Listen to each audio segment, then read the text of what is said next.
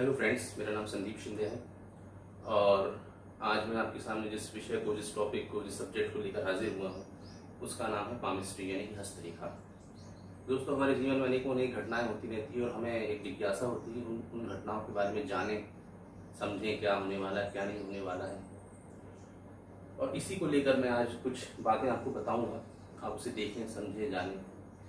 दोस्तों, हमारे हाथ में, हमारे हथेली में अनेकों रेखाएं, जैसे मस्तिष्क रेखा है, हृदय रेखा है, भाग्य रेखा है, जीवन रेखा है, सूर्य रेखा, ऐसी अनोखी छोटी मोटी बड़ी बहुत सारी रेखाएं। और ये तमाम रेखाएं व्यक्ति के जीवन के किसी न किसी पहलू से संबंधित होती है। व्यक्ति के जीवन में भाग्य का एक बहुत बड़ा रोल है और इसी को लेकर आज मैं आपके सामने जिस सबसे पहली रेखा को लेकर हाजिर हुआ हूं उसे हम भाग्य रेखा कहते हैं। तो भाग्य रेखा आज मेरा पहला टॉपिक है। लेकिन यहां मैं एक चीज बता देना बहुत जरूरी है मेरे लिए बताना आपको कि मैं आपको बताने तो जा रहा हूं, पर किसी भी एक रेखा को देखकर आप किसी का भविष्य मत बताने लगो। आपने वीडियो देखा, आज वीडियो देखा, कल को पता चला हाथ देखने लगे आप और बोलने लगे ऐसा था वैसा था। अब पता चला कुछ गलत आपने उसको बोल दिया किसी सामने वाले को, उसके दिमाग में उसका बुरा असर हो गया, वो परेशान हो गया, वो टेंशन में आ गया, होना वैसा कुछ था नहीं। तो ये मत करिए, पहले से इसको जानिए, समझिए, अध्ययन कीजिए। एक रेखा के भरोसे आप किसी का प्रोडिक्शन मत करिए, क्योंकि व्यक्ति का भविष्य तमाम रेखाओं का एक कैलकुलेशन है जो बहुत सोच समझकर देखना पड़ता है। उसके अलावा व्यक्ति का हाथ किस तरह का है, क्योंकि प्रत्येक हाथ में रेखाएं अलग अलग तरह के असर दिखाती हैं। व्यक्ति के हाथ अलग अलग तरह के होते हैं। दार्शनिक हाथ होता है, कर्मठ हाथ होता है, आदर्श हाथ होता है, बहुत सारे तरह के हाथ होते हैं और प्रत्येक हाथ पर, प्रत्येक रेखा का एक अलग इम्पैक्ट होता है। लेकिन हम चूंकि हमारी पहली क्लास है और उतना हम डीप में नहीं जाएंगे, हम आपको कुछ बेसिक चीजें पहले बताएंगे, फिर समय के साथ साथ धीरे धीरे आप उसको सीखिए, जानिए और फिर आगे बढ़ेंगे। तो हमारा इसी कड़ी में सबसे पहले मैं आपको बताने जा रहा हूँ वो है भाग्य रेखा। तो भाग्य रेखा का जो एक नेचुरल नेचर है, एक बेसिक जो उसका नेचर है वो ये है कि वो यहां से शुरू होती है और यहां खत्म होती है। यहां से शुरू होगी, यहां खत्म होगी। देखिए, मैं 1.1 की रेखा आप देख सकते हो यहाँ बनाई मैंने, यहां से शुरू होगी, यहां खत्म, 1.1 एक बेसिक हुआ है। लेकिन ऐसा नहीं कि भाग्य रेखा यहीं से शुरू होती है यहीं खत्म होती है। ये इसका मैं बेसिक नेचर आपको बताया है। भाग्य रेखा यहां से भी शुरू हो सकती, भाग्य रेखा यहां से भी शुरू हो सकती, भाग्य रेखा ये भाग्य रेखा हथेली के बीच से भी शुरू हो सकती। तो भाग्य रेखा कहीं से भी शुरू हो सकती है। लेकिन बेसिक जो नेचर है, और ये कौन सी रेखा भाग्य रेखा कब कहाँ कौन से स्थान से शुरू होगी, उसका क्या इम्पैक्ट होगा, वो भी हम चर्चा करेंगे। लेकिन बेसिक जो चीज है वो यह है कि वो यहाँ से शुरू होती है और यहाँ खत्म होती है। आप हाथ देख रहे होंगे, आपको लग रहा नहीं हमारी तो कहीं और से शुरू हो रही, तो वैसा है, वो कहीं से भी शुरू हो सकती है। लेकिन बेसिक एक चीज है कि वो यहां से शुरू होती है, यहीं खत्म होती है। तो अच्छा, यहां से जो शुरू होती है इस स्थान को मणिबंध से शुरू होती है और ये बीच की उंगली के नीचे का ये जो इतना भाग होता है, ये शनि पर्वत इसको कहते हैं।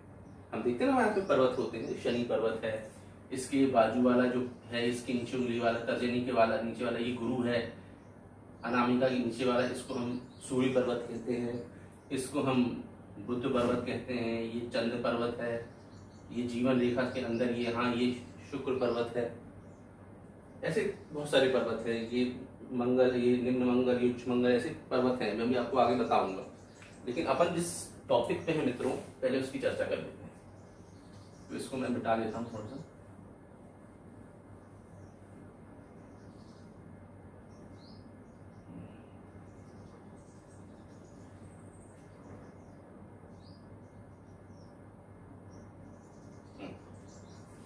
तो बेसिकली मैंने आपको बताया कि रेखा यहां से शुरू होती है और यहां खत्म होती है, मतलब व्यक्ति का जीवन यहाँ शुरू होता है और यहाँ खत्म होता है। इसके बीच में इस रेखा में से कौन सी रेखाएं आके मिली, कौन कौन सी, इस रेखा से कौन सी शाखा कहाँ निकली, वो व्यक्ति के जीवन को इंडिकेट करती है। तो जैसे पहले नंबर पर हम देखें कि अगर भाग्य रेखा से कोई शाखा निकल कर बृहस्पति पर्वत की तरफ चले जाए, ऐसा,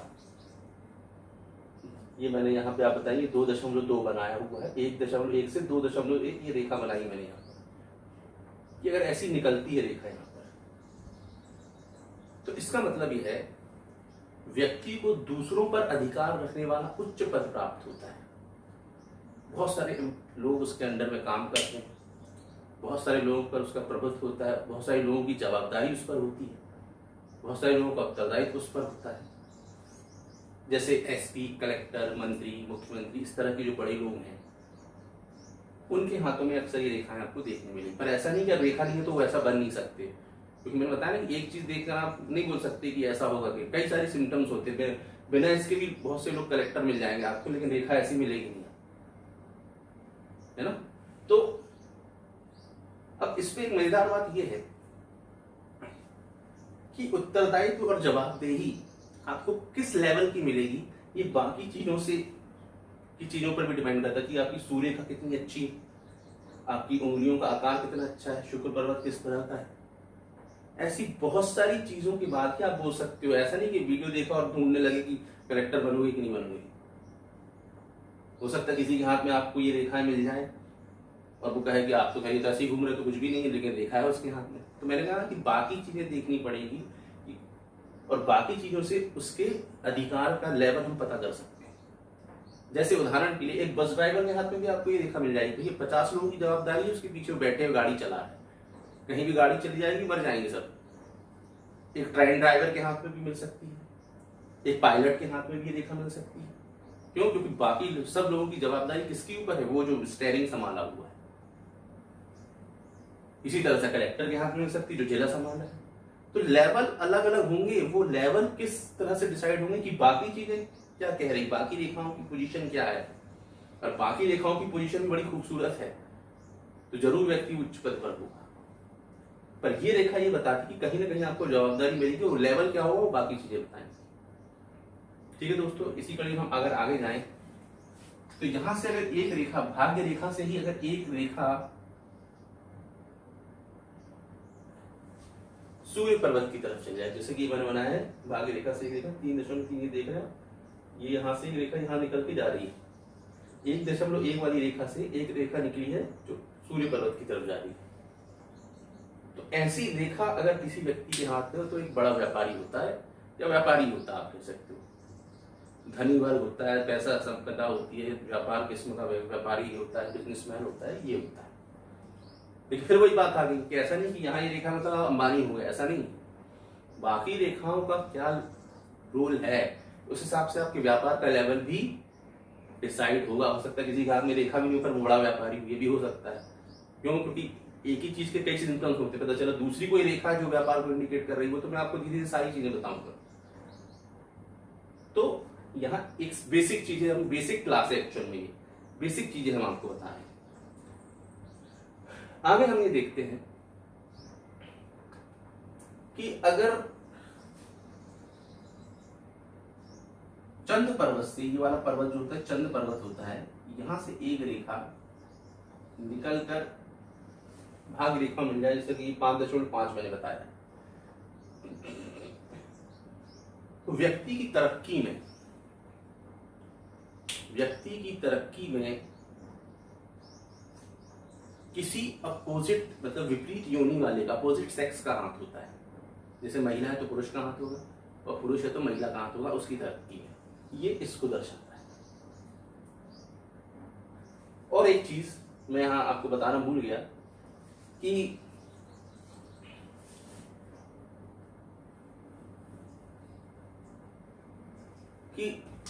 अगर भाग्य रेखा की कोई शाखा सीधे भाग्य रेखा ही इस तरफ मुड़ जाए तो भी उच्च पद प्राप्त होता है। ये दूसरा सिम्टम्स है। मैंने कहा ना एक चीज के कई सिम्टम्स होते हैं, ये दूसरा सिम्टम्स है।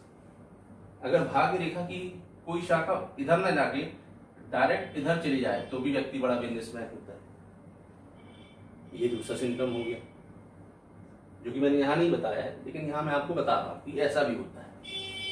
अब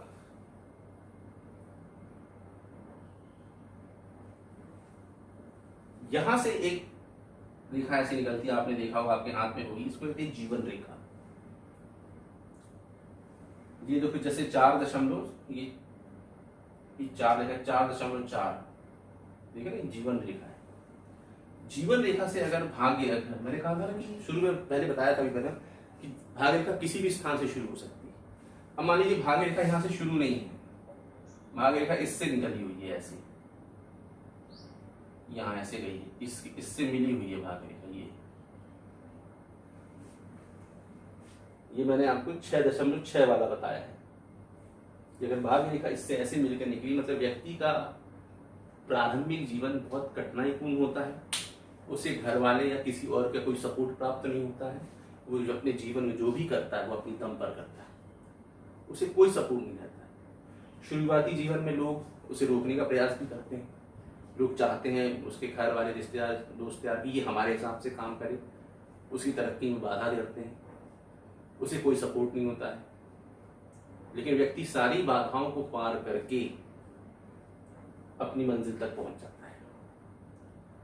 तो दोस्तों, आपने ये देखा कि आज मैंने भाग्य रेखा की बहुत सारी छोटी छोटी बातें आपको बताई। ये यहाँ खत्म नहीं हुआ, और भी बहुत सारी बातें हैं, और अगले वीडियो में मैं इसके आगे बढ़कर आपको बताऊंगा। तो इसको देखिए, गौर से समझिए, जानिए कि कैसा क्या है, अपने हाथ में देखिए, पर किसी का भविष्य मत बताइएगा, क्योंकि मैंने कहा कि एक चीज देखकर आप किसी का कुछ इंडिकेट, आप अपना बस देखिए, बस बाकी समझ कीजिए कुछ और। ठीक है, नमस्कार।